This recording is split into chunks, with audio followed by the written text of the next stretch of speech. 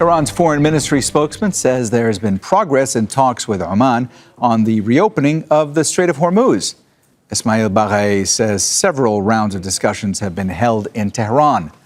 Both sides discussed mechanisms for managing maritime traffic in the Strait of Hormuz. Well, Resul Serdar is joining us now live from Tehran. Resul, what have you learned so far regarding Iran's position in these talks over the management of the Strait of Hormuz? Well, last time when these face-to-face talks between Omanis and Iranians have happened was just before the renewed conflicts, and the foreign minister of Iran was heading a delegation, an Iranian delegation in Oman, in Muscat, meeting his Omani counterpart. And in that meeting, so there was a proposal of the Omanis simply suggesting two separately controlled maritime roads.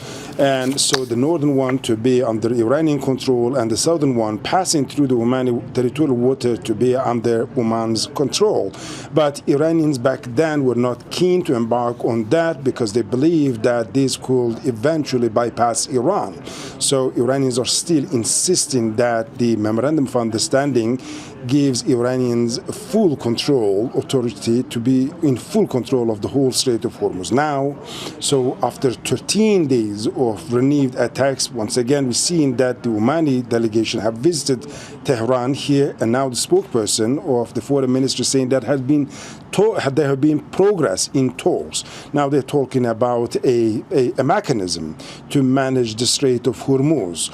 However, here the critical thing is that he was asked whether there has been any change regarding Iran's position or the status of the Strait of Hormuz.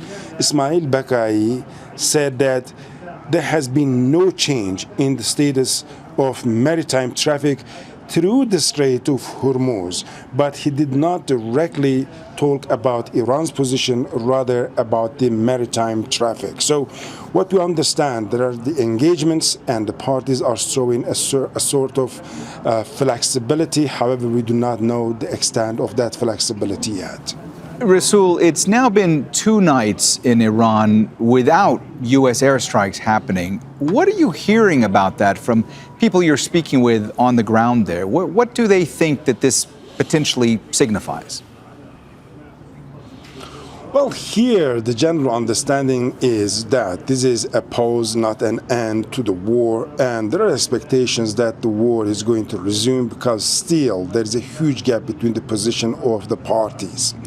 But on the other hand, there are still hopes as well that the diplomatic initiatives are ongoing and the parties could somehow find a solution for that. So what we know is that the Qatari and Pakistani mediators are heavily involved in a diplomatic process, and the messages are being exchanged between Tehran and Washington. There are proposals here, and also the Omanis particularly focusing on the status of the Strait of Hormuz. So this is another track.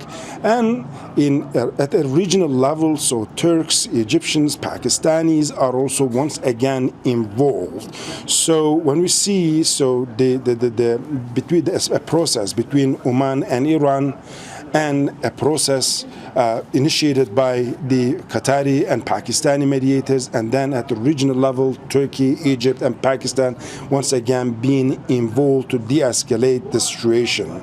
So far, the main problem is that there is a lack of trust between the two parties. So Americans are accusing Iranians of not being serious about the talks, and they believe that once Iran receives enough pain, it is going to come back to the negotiating table and show flexibility. And that is the same position when it comes to Tehran as well.